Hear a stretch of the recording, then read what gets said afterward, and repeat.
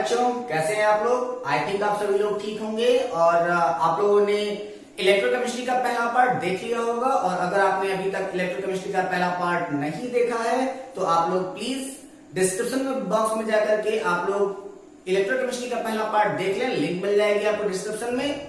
आज हम लोग बात करने वाले हैं इलेक्ट्रोकेमिस्ट्री के पार्ट सेकंड की, और पार्ट सेकंड में आज हम लोग बात करेंगे कुछ इंपॉर्टेंट टर्म्स एंड फैक्ट्स की, और साथ ही साथ हम लोग बात करेंगे आपके इलेक्ट्रोलाइटिक सीरीज के बारे में। सो समय बिना बर्बाद करते हुए आइए स्टार्ट करते हैं ये वीडियो। सबसे पहले हम लोग बात किया था आपकी इलेक्ट्रोकेमिस्ट्री में, और हमने उसमें सेल के बारे में मैंने डिफाइन किया था, और उसमें हमने आपको बता दिया था आपके डेनियल सेल के बारे में। डेनियल सेल के बारे में हम लोग जब बात कर रहे थे तो हम लोग का जो स्टैंडर्ड रिप्रेजेंटेशन आ रहा था वो एक्चुअली आता था आपका क्या कि ZN plus plus slash then ZN, यानी कि जिंक जो है वो आपका किस में कन्वर्ट हो गया, तो आपके ZN में कन्वर्ट हो गया। सॉल्ट ब्रिज के साथ में आपका Cu plus plus slash then Cu, ठीक है। इसी के ऊपर हम लोगों ने बात किया हुआ था कि ये आपका एक प्रकार का डेनियल सेल रिप्रेजेंट कर रहा था, और इसी डेनियल सेल की ऊपर हम लोगों की बात हो रही थी। इसी के बाद हम लोगों ने बात कर लिया था आपके स्टैंडर्ड के बारे में कि आखिर इनका जब स्टैंडर्ड बना दिया जाए और यह आपके 1 मोल को रिप्रेजेंट करें तो वह किस तरीके से अपना रिप्रेजेंटेशन देते हैं। लेकिन आज हम लोग बात करने वाले हैं सबसे पहले आपके इलेक्ट्रोड के बारे में, यानी कि कल हम लोग इलेक्ट्रोड के बारे में बात किए थे 1 मोल के लिए, वो आपका राइट एंड लेफ्ट दोनों के लिए हम लोगों ने बात किया था, और उसके लिए हम लोगों ने ईएमएफ इक्वेशन देख लिया था। आज हम लोग का जो मेन इंपॉर्टेंट टॉपिक है वो है आपका standard hydrogen electrode. Standard hydrogen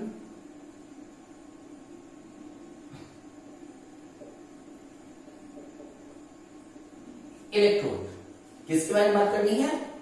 standard hydrogen electrode के बारे में बात करनी है। और जब हम लोग स्टैंडर्ड हाइड्रोजन इलेक्ट्रोड के बारे में बात कर रहे होते हैं तो हम लोग को क्या क्या मिलता है, तो सबसे पहले हम लोग पहले बना ही लेते हैं कि आखिर आपका स्टैंडर्ड हाइड्रोजन इलेक्ट्रोड होता क्या है।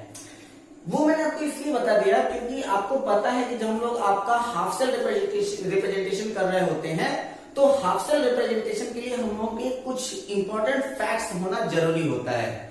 वो क्या होता है कि जैसे कि अगर हम लोग पता कर रहा हूं कि किस वाले सेल के पार्ट का ऑक्सीडेशन हो रहा है और किस वाले सेल के पार्ट का रिडक्शन हो रहा है, उसका अगर हम लोग को जानना है तो हम लोग आपका हाफ सेल के द्वारा रिप्रेजेंट कर सकते हैं, और उस हाफ सेल को कोई ना कोई एनोड या फिर कोई ना कोई कैथोड चाहिए होता है, तभी वो अपना हाफ सेल बता पाएगा कि वो ऑक्सीडाइज हो रहा है या फिर रिड्यूस हो रहा है। तो उसके लिए हम लोग बात करते हैं किसके बारे में, तो स्टैंडर्ड हाइड्रोजन इलेक्ट्रोड के बारे में बात करते हैं। आइए देखते हैं कि ये क्या कहता है। तो स्टैंडर्ड हाइड्रोजन इलेक्ट्रोड को अगर हम लोग बनाना चाहें तो वो इसका स्ट्रक्चर कुछ इस तरीके से होता है कि जैसे कि अगर हमने एक बीकर ले लिया, ठीक है, इस बीकर में हमने जिसको भरा है वो वाटर बिल्कुल नहीं है। वो क्या है आपका इक्विलिब्रियम स्टेट में आपका H प्लस है, H plus in equilibrium state, ठीक है। और यहां पर हमने क्या किया है कि एक हमने परखनली लगा दिया, यानी कि इसके पास में हमने एक टेस्ट ट्यूब लगा दिया है, और उस टेस्ट ट्यूब को किया है ऊपर से क्लोज, और यहां से इसमें हम लोग इंटर कराएंगे H2 गैस, ठीक है। H2 गैस हम लोग यहां से जब इसके अंदर इंटर करा रहे होते हैं तो यहां पर आपका यह जो होता है 1 बार के अप्रॉक्स, यहां पर आपका क्या होता है कि ये आपका सराउंड में वायुमंडल में, यानी कि आपके एटमॉस्फेयर में एयर को रिप्रेजेंट किया जाता है, उसको क्वांटिटी होती है, उसकी यूनिट होती है बार। और यहां पर जो इसका इलेक्ट्रोड है इसको थोड़ा सा मिटा देता हूं मैं, और इसको भी थोड़ा सा नीचे से हटाता हूं ताकि वो थोड़ा सा और क्लियर हो सके।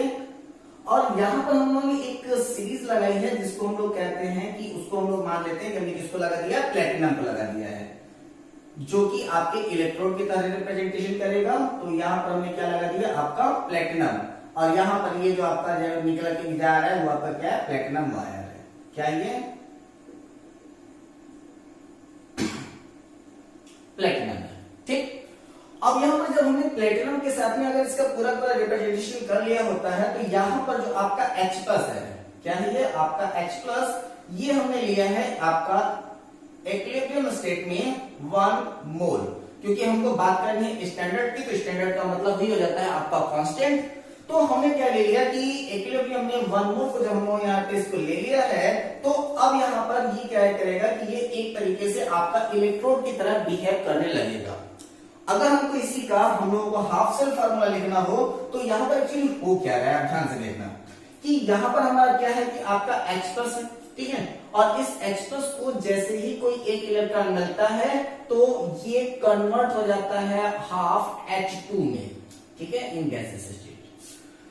अब यहां पर आप लोगों को ये लग रहा होगा कि आखिर मैंने हाफ H2 क्यों लिखा, यहां तो मैं तो सिर्फ एक हाइड्रोजन ले रहा हूं। तो आपको पता होगा कि कभी भी हाइड्रोजन अपने चार्ज में निकल सकता है, लेकिन वो कभी भी स्टेबल फ्री फॉर्म में नहीं निकल सकता। तो उसको स्टेबल करने के लिए हमने क्या किया कि मॉलिक्यूल आपका एक ही है, तो इसको हमने हाफ रिप्रेजेंट किया कि वह आपका हाफ H2 होगा।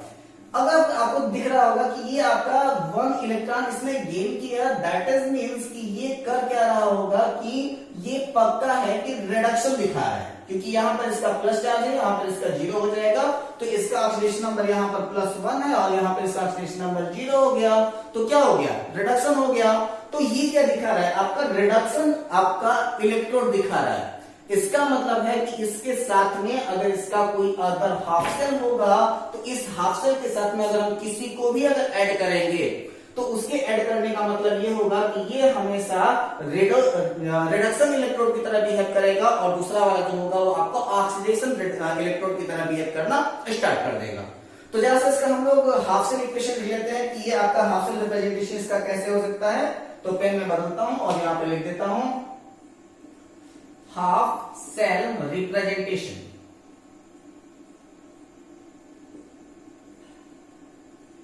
और अब इसका हाफ सेल रिप्रेजेंटेशन कैसे हुआ, तो हमको पता है कि यहाँ पर आपका क्या है, प्लेटिनम इन सॉलिड स्टेट, इसका तो कोई चेंजिंग होने वाला नहीं है, क्योंकि यह आपका इलेक्ट्रोड बिहेव कर रहा होगा। और प्लेटिनम के साथ में अगर हम लोग यहाँ पर ले, तो यहाँ पर आपका क्या होगा, आपका H+ है जो कि कन्वर्ट हो गया है आपके H2 में, ठीक है, हाफ H2 था तो उसको हम डायरेक्टली यहाँ पर H2 लिख रहे हैं। तो ये आपका हाफ सेल रिप्रेजेंटेशन होगा आपके स्टैंडर्ड हाइड्रोजन इलेक्ट्रोड के लिए। तो अगर आपसे पूछा जाए कि स्टैंडर्ड हाइड्रोजन इलेक्ट्रोड के लिए कभी भी आपका हाफ सेल रिप्रेजेंटेशन क्या होगा, तो ये आपका हाफ सेल रिप्रेजेंटेशन हो जाएगा, ठीक है।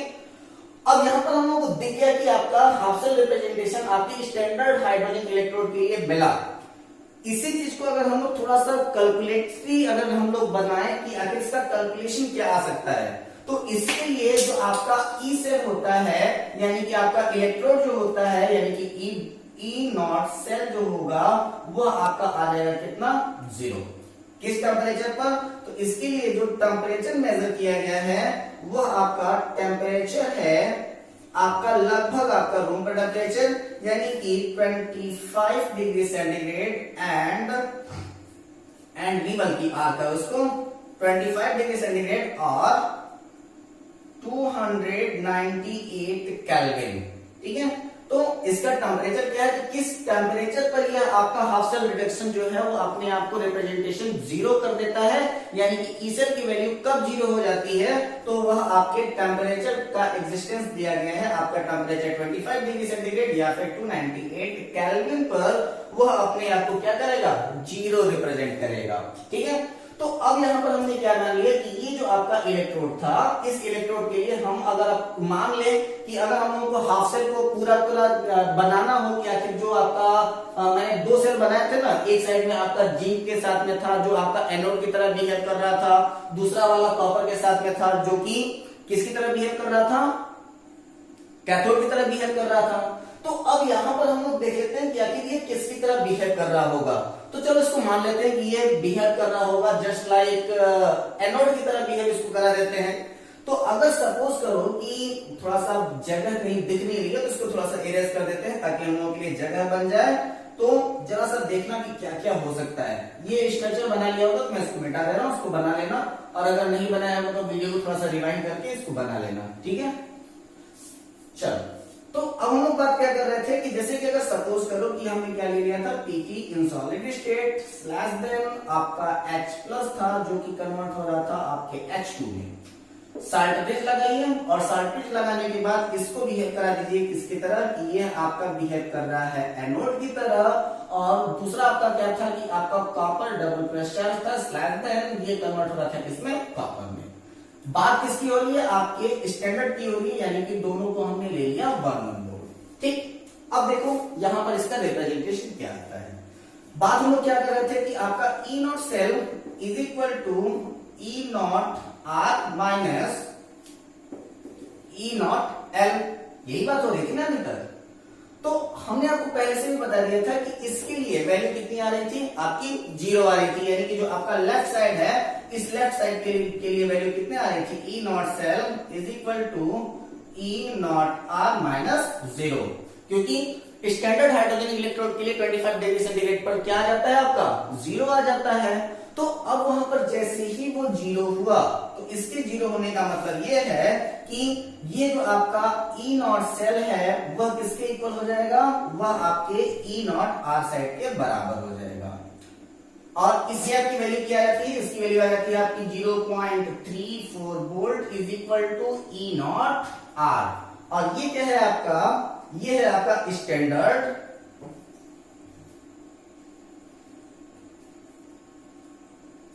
फिर से कट करिए, ये क्या है आपका, ये है आपका स्टैंडर्ड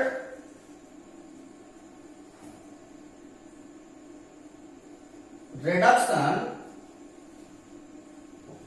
इलेक्ट्रोड।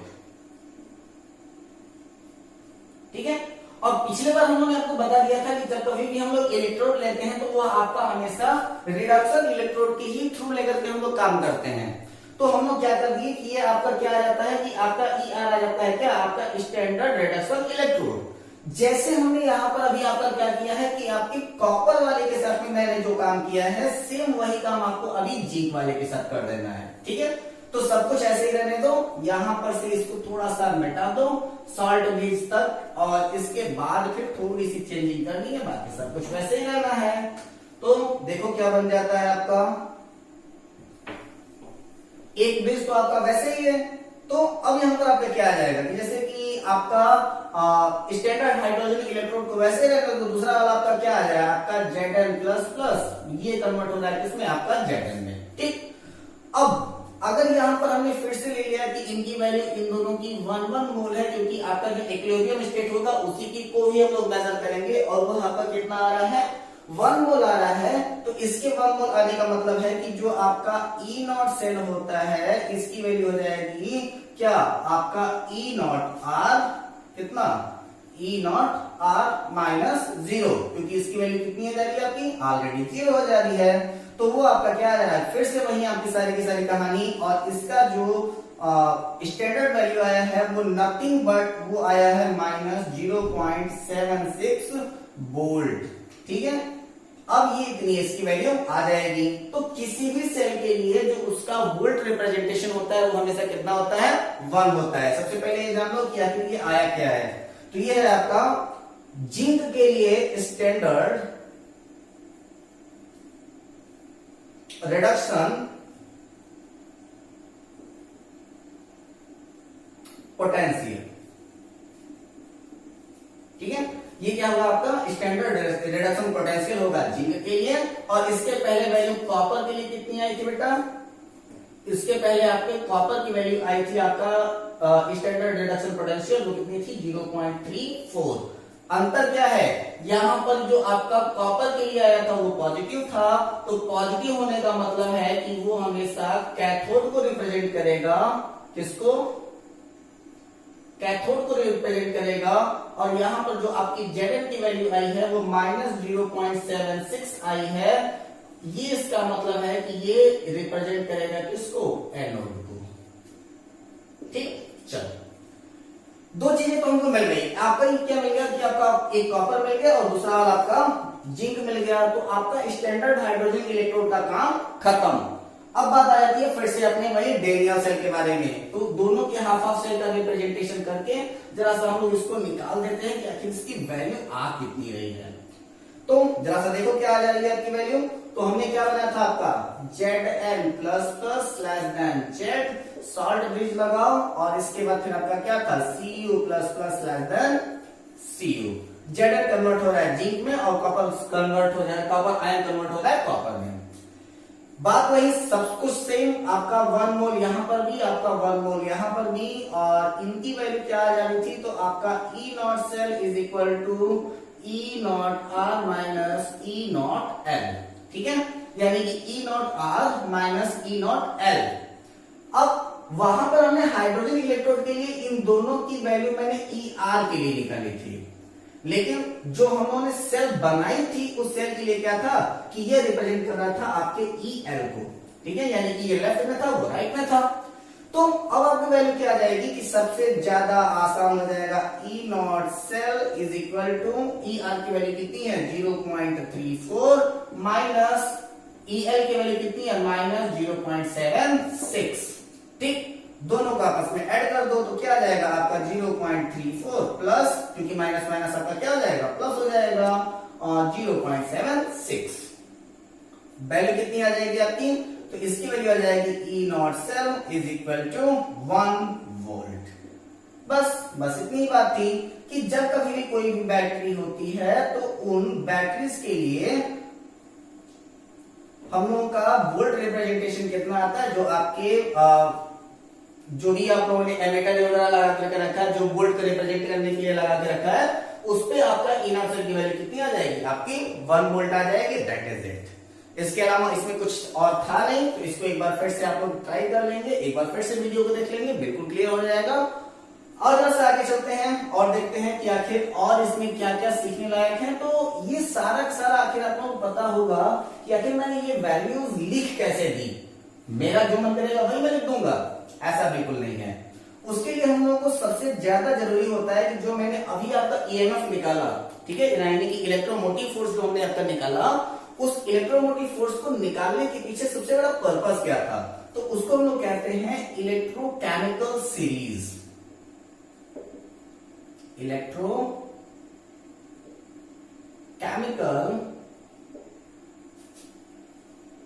सीरीज, ठीक है। और ये जो आपका इलेक्ट्रोकेमिकल सीरीज है वो क्या कहता है, जरा सा इसके ऊपर ध्यान दीजिएगा। तो सबसे पहले हम लोग करते क्या है कि आपका एक इलेक्ट्रोकेमिकल सीरीज लिख देता हूं मैं, और जितना मैं इलेक्ट्रोकेमिकल सीरीज लिख दे रहा हूं उतना ही आपके लिए जरूरी है। आपकी बहुत सारी साइड बुक्स ऐसी हैं जिस साइड बुक्स में बहुत लंबे लंबे रिप्रेजेंटेशन दिए हैं, तो उनका उतना सारा याद आप कर नहीं पाओगे और उतना याद करने की जरूरत भी नहीं है। जितना मैं लिख दे रहा हूं सिर्फ उतने को आप लर्न कर लो, तो वो आपका इलेक्ट्रोकेमिस्ट्री के लिए इनफ होगा। तो आप देखते हैं जरा सा किसको किसको हम लोग लिख ले भाई। तो सबसे पहले हम लोग लिख लेते हैं लिथियम, इसके बाद फिर आपका कितना कौन आ जाता है पोटेशियम, फिर आपका है कैल्शियम, फिर है आपका सोडियम, इसके बाद आपका लिख लेते हैं मैग्नीशियम को, फिर लिख लेते हैं एल्यूमिनियम को, इसके बाद फिर आपका क्या आ जाता है आपका जिंक, जिंक के बाद आ जाता है आपका Fe यानी कि आयरन, आयरन के बाद आपका आ जाएगा lead, lead free hydrogen, hydrogen के बाद आ जाएगा आपका copper free silver free AU, ठीक है। तो जरा सा इसको ऐसे लिख देता हूं मैं, क्या क्या था आपका Cu था, Ag था और Au, ठीक। अब देखो इसका बात क्या था कि जैसे ही हम लोग इस साइड से लेकर के इस साइड तक आते हैं, तो इसका मतलब क्या है कि ये है आपका decreasing order of reducing potential, क्या है आपका decreasing order of reducing potential. अब इसमें जो आपका decreasing order of reducing potential है उसकी टेंडेंसी क्या है कि यहां से लेकर के यहां तक, इसकी तो ऑलरेडी मान लीजिए कि ये 0 हो जाती है, हाइड्रोजन के लिए 0 हो जाती है। इधर यानी कि अगर कहीं पर भी है तो इसका मतलब है कि इसका जो रेड्यूसिंग पोटेंशियल होगा एलईडीपीओटी ये हमेशा नेगेटिव होगा, नेगेटिव का मतलब उतना ही ज्यादा एक्टिव। और इधर के जो मैंने लिख दिए हैं उनका जो आपका रेड्यूसिंग पोटेंशियल होगा, यानी कि इनका रेड्यूसिंग पोटेंशियल होगा वो कैसा होगा, पॉजिटिव होगा, यानी कि ये लेस रिएक्टिव होंगे। अब इंपॉर्टेंट फैक्ट आपके क्या आ जाता है, जैसे कि अगर सपोज करो कि यहां पर हमारा जिंक है और यहां पर आपका कॉपर है, तो यहां पर इसका रेड्यूसिंग पोटेंशियल क्या है आपका पॉजिटिव है, और इसका रेड्यूसिंग पोटेंशियल क्या है आपका नेगेटिव है, और इसका क्या है पॉजिटिव है। तो अगर इसका रेड्यूसिंग पोटेंशियल अगर नेगेटिव है और इसका अगर पॉजिटिव है तो यानी कि ये जो होगा वो आपका लेस रिएक्टिव होगा। दैट इज मीन्स कि जिंक जो है वो आपके कॉपर को रेड्यूस कर सकता है, लेकिन कॉपर कभी भी जिंक को रेड्यूस नहीं कर पाएगा। ध्यान देना इस बात को। जैसे कि अगर सपोज करो कि एक इक्वेशन आपके सामने दे दिया गया है कि आपका Zn plus CuSO4 is given that ZnSO4 plus Cu, ठीक है। और दूसरा वाला आपका रिएक्शन क्या कह रहा है कि आपका Cu प्लस ZnSO4 और इससे बना दिया गया है CuSO4 प्लस Zn, और आपसे कहा जा रहा है कि इन दोनों रिएक्शन में से which one of the following reaction is not possible. इन दोनों रिएक्शंस में से पॉसिबल कौन सा नहीं होगा। तो आपको पता है कि जैसे कि अगर हम लोग इलेक्ट्रोकेमिकल सीरीज अगर देख रहे हो आप, तो इलेक्ट्रोकेमिकल सीरीज में यहां पर जिंक है जो जिसका रेड्यूसिंग पोटेंशियल नेगेटिव है, यानी कि वो सबसे ज्यादा एक्टिव है कंपेयर टू आपके कॉपर के। तो कॉपर जो होता है वो जिंक को रिप्लेस नहीं कर पाएगा, लेकिन जिंक इजीली कॉपर को रिप्लेस कर देगा। यानी कि ये ऊपर वाला इक्वेशन बिल्कुल करेक्ट है और सेकंड वाला इक्वेशन आपका बिल्कुल गलत है। ठीक है, तो आज के लिए बस इतना ही करते हैं, क्योंकि आपका इलेक्ट्रोकेमिकल सीरीज तक आप लोगों ने देख लिया है और इसके नेक्स्ट वीडियो से हम लोग बात करना स्टार्ट कर देंगे एक इंपॉर्टेंट फैक्ट की, जो कि आपका इलेक्ट्रोकेमिकल सीरीज का यानी कि आपकी इलेक्ट्रोकेमिस्ट्री का सबसे इंपॉर्टेंट पार्ट माना जाता है, और वो होगा आपका नॉर्ड्स इक्वेशन। ठीक है, तो नेक्स्ट वीडियो से हम लोग बात करेंगे नॉर्ड्स इक्वेशन के बारे में। तो इसको एक बार आप लोग अपनी बुक से पढ़ लीजिएगा। जैसे ही आप लोग इसको पढ़ लेंगे थोड़ा सा और आसानी तरीके से आपको समझ में आने लगेगा। और कम से कम आप लोगों से मैं रिक्वेस्ट करता हूं कि आप लोगों के ही डिमांड पर मैंने फिजिकल केमिस्ट्री पढ़ाना स्टार्ट किया है, तो ये आप लोगों की भी जिम्मेदारी होती है कि आप कम से कम किसी भी एक वीडियो को watch every video twice in a day. कम से कम एक दिन में आप वीडियो को कम से कम 2 बार देखा करें। सबसे पहले आप बुक पढ़ें, बुक को पढ़ने के बाद आप वीडियो को वॉच करें, वीडियो को वॉच करने के बाद एक बार फिर से अपनी बुक में देख ले कि आपको कौन सी चीजें मिल चुकी हैं। जो भी चीजें आपको मिले उसको आप जल्दी जल्दी राइट करते जाएं, और इसके बाद फिर से आप एक बार वीडियो को देख ले तो आपको सारी चीजें जो होंगी वो डेफिनेटली क्लियर हो जाएंगी। सो फिर take care, all the best, जय हिंद। और सबसे ज्यादा इंपॉर्टेंट ये भी है कि आप लोगों के ही कहने पर हम लोगों ने फिर से एक बार वीडियो की क्लासेस लेना स्टार्ट किया है, तो फिर लाइक तो बनता है यार, प्लीज लाइक कर दिया करें। और साथ ही साथ अगर आपकी कोई भी एडवाइस हो तो उसे आप कमेंट सेक्शन में जरूर बताया करें। Take care, all the best, जय हिंद।